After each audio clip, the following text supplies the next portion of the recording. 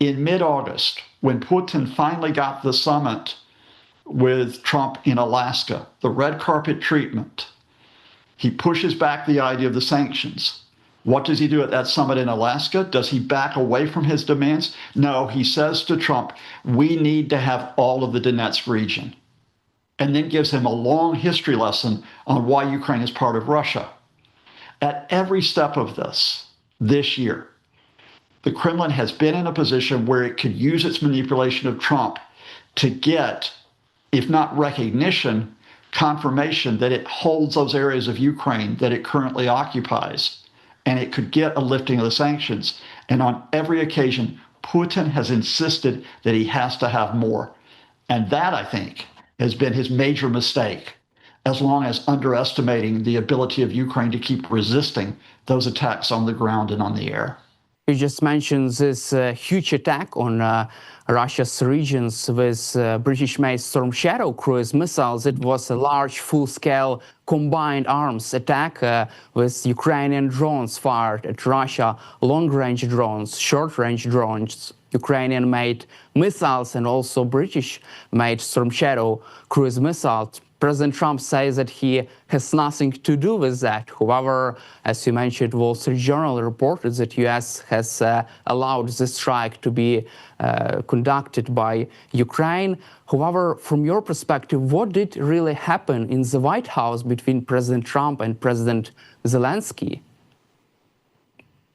Well, I've got a specific story for you on why I know that those Storm Shadow missiles were used with U.S. permission. And I'll tell you that in just a minute.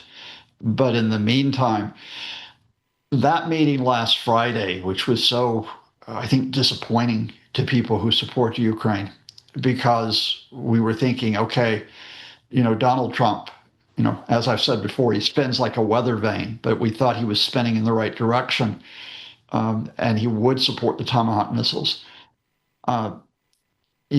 He was told on Thursday by Vladimir Putin, if you provide those Tomahawks to Ukraine, it will hurt the relationship between the U.S. and Russia, and it will hurt our long-term dealings.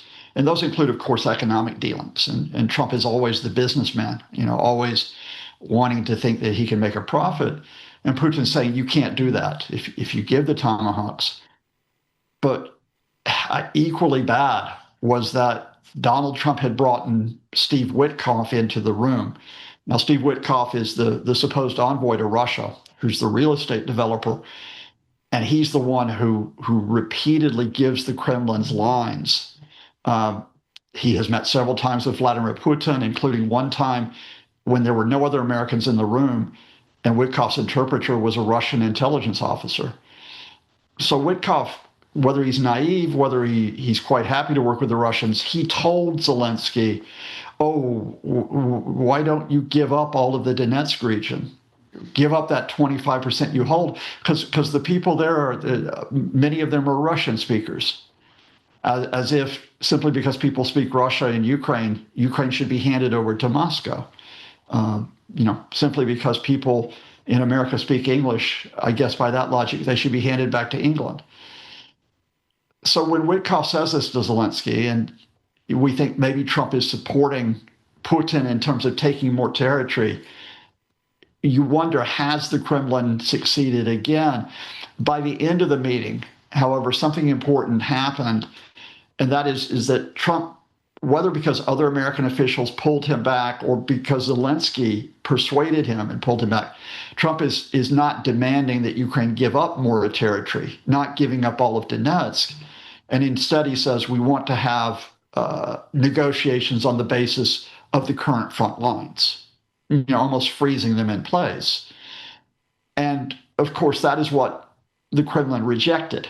By the time we get to Tuesday of this week, the Russian foreign minister, Sergei Lavrov, is not only saying that Russia has to be given more territory, that its special military operation continues, but he is saying, there are no security guarantees for Ukraine, and he is saying, even in fact, the Zelensky government has to be removed because it is a supposed Nazi government. So clearly the Kremlin has rejected even after Trump had helped them out on Friday, they're rejecting his basic condition, freeze the front lines. Okay, what does that mean for the British Storm Shadow missiles? It so happened that earlier this week I was at a two-day gathering in London, which included military officials. And those military officials who know what is going on, they said, yes, the Storm Shadows are being used.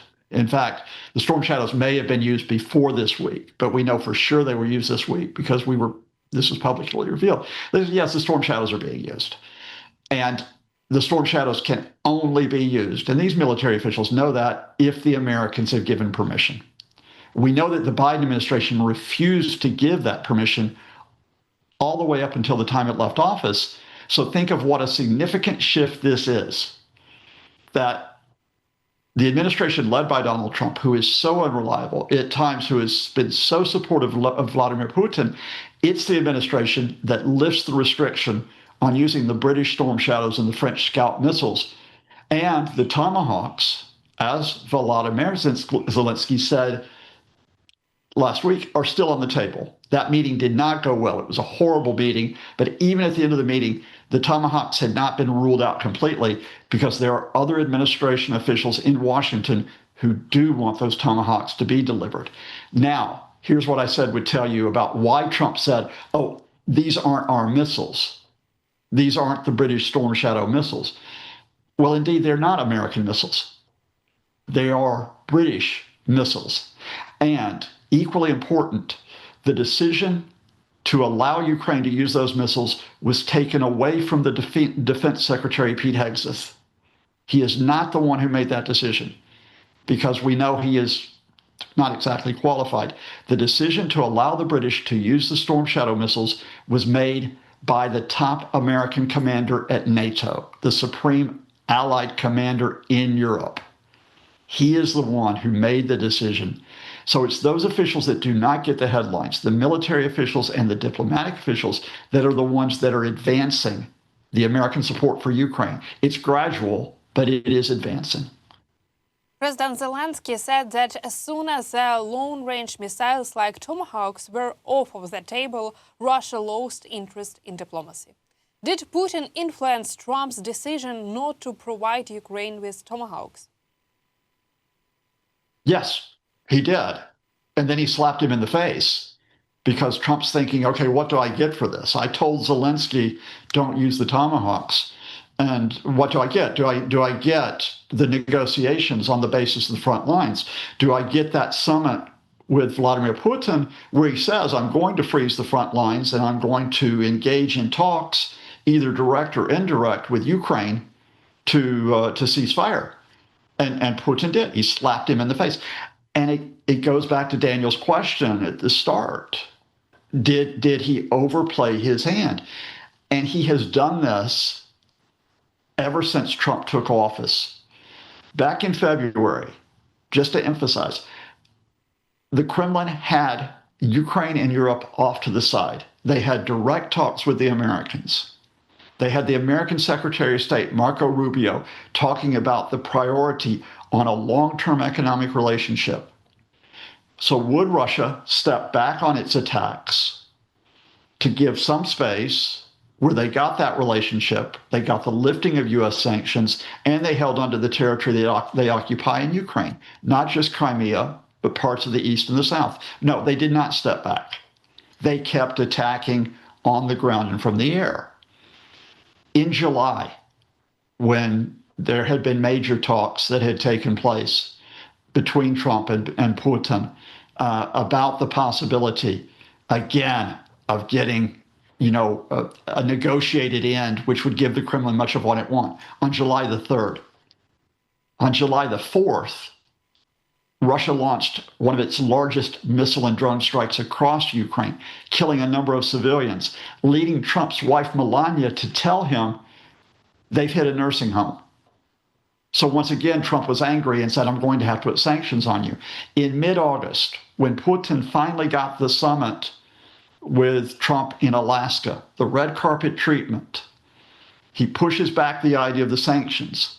What does he do at that summit in Alaska? Does he back away from his demands? No, he says to Trump, we need to have all of the Donetsk region, and then gives him a long history lesson on why Ukraine is part of Russia. At every step of this year, the Kremlin has been in a position where it could use its manipulation of Trump to get, if not recognition, confirmation that it holds those areas of Ukraine that it currently occupies, and it could get a lifting of the sanctions. And on every occasion, Putin has insisted that he has to have more. And that, I think, has been his major mistake, as long as underestimating the ability of Ukraine to keep resisting those attacks on the ground and on the air. We know that Donald Trump came up with the idea of the ceasefire on the current front lines. And we also know that Russia denied this idea. I would like to hear your opinion from your perspective. What this ceasefire on the current front lines would mean for Ukraine? And do you think that White House sees that Russia doesn't want peace and denying all possible ideas of a ceasefire? I mean, even before Donald Trump took office, and I know that some of your great viewers don't like to hear this, and I know why they don't like to hear this, but even before the Biden administration left, the Zelensky government and the Ukrainian military were moving to the idea of a ceasefire in which Russia would continue to occupy parts of Ukraine. They would continue to occupy Crimea, as they've done since 2014, and they would hold, almost all of Luhansk, parts of Donetsk, Zaporizhia, and Kherson. They don't want that. They want Ukraine not only to be sovereign, but to have all of the territory back. But that's sort of the military reality. So they were happy, not happy. They would accept going into talks on that basis. Now, at the same time, let's be clear, there would be no legal recognition of Russia's occupation as annexation. Crimea would not be recognized as Russia, the fact that it was seized 11 years ago. The other areas of Ukraine that Russia occupies would not be recognized as annexed, despite the fact that Vladimir Putin declared the annexation of those 4 regions, all of those regions, in September 2022. But on that basis, that you accept the occupation in fact, if not legally, yes, Ukraine has been in a position to talk, and that's been reinforced by its European partners for months. That's what the Kremlin has rejected. And I think with Donald Trump, on some days, yes, he gets it, he understands, because he keeps seeing the Russian attacks and he keeps getting slapped on the face. And then Vladimir Putin calls him, and Trump thinks, oh, Vladimir's back, and he can be my friend, and maybe we can get a deal. And that lasts about 24 hours, and that is what we've seen over the is, and I've said this for months, and again, to your great viewers out there, it's not just Donald Trump who matters here. What matters is what the other Trump administration officials think. And I think, with the exception of people like Steve Witkoff, who's extremely naive, as well as being very easily manipulated by the Russians, with the exception of Steve Witkoff and a couple of other people, the Trump administration officials know that. They know the Russians aren't going to stop. And the question here is, will they or will they not support Ukraine in stopping the Russians? And that's where the division is in the administration. How much support do you give them?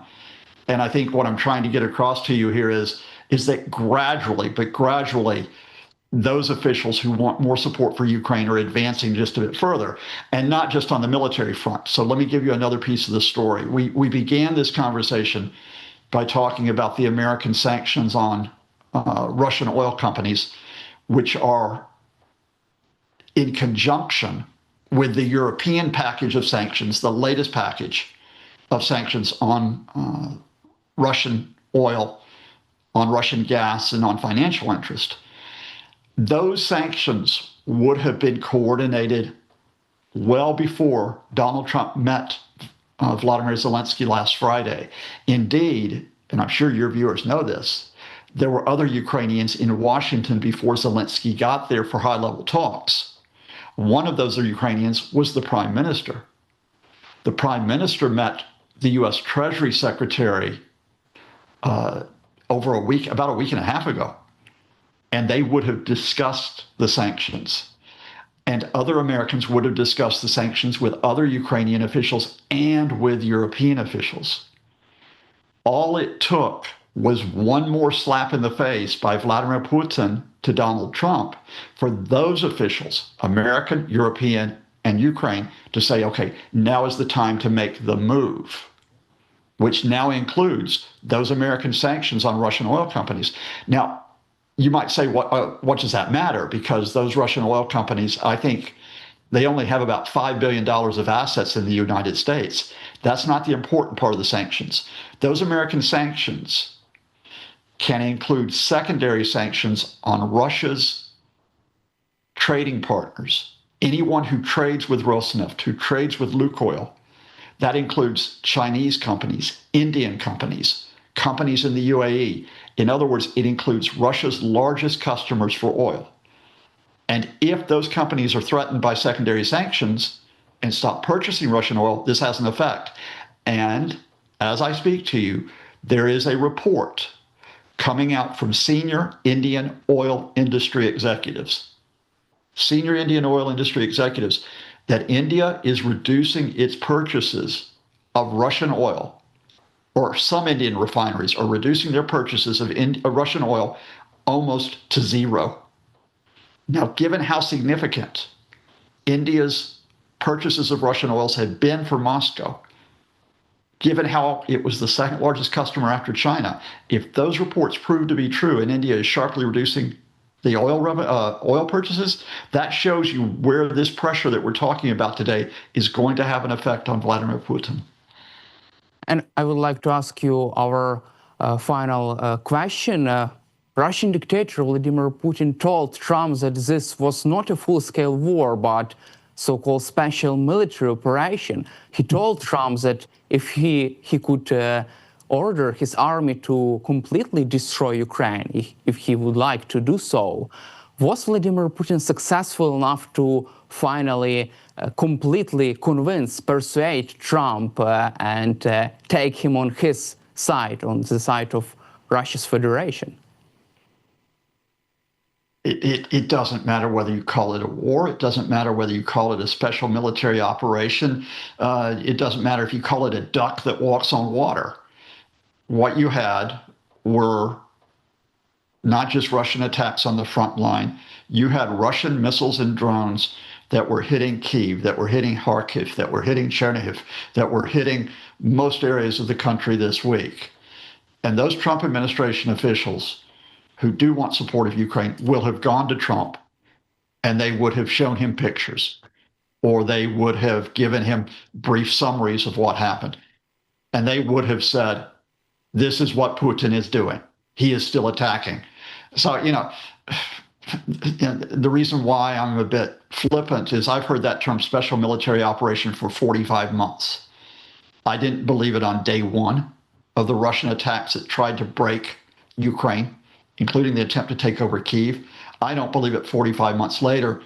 And any person who is an adult and is able to think knows that it is a Russian invasion, a full-scale invasion. So yes, I think even Donald Trump on most days knows that Ukraine is under attack by the Russians. It's just on those days when trying to escape the pressure on him, the Kremlin gets to him and they try to justify those attacks. Those are the days we have to worry about. But I'm not sure how many more times the Russians can do this. They have given Trump the face-to-face meeting that he always wanted with Putin in Alaska. That did not work. They have given Trump another phone call with Putin last week. That has not worked. At least it doesn't appear to have worked. They were going to give Trump another summit in Hungary, but because they wouldn't stop attacking Ukraine. That summit is now off. So what can you do? What can you do, Mr. Putin, so that Donald Trump thinks that your special military operation is more important than his desire to get the Nobel Peace Prize? What can you do, sir? You're running out of time to answer that because you are not winning this special military operation, and you are the one who is going to face increased economic, political, and yes, indeed, military challenges in the days and weeks to come.